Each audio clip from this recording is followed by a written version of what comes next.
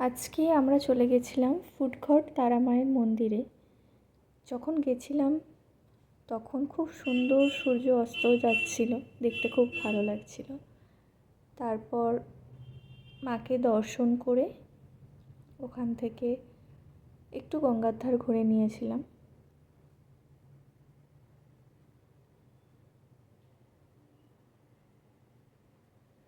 মা তারা সবার মঙ্গল করুক, এটুকুই চাই। এই যে গঙ্গার ধারটা বিকালে এবং ভোরবেলা খুব অপূর্ব দেখতে লাগে।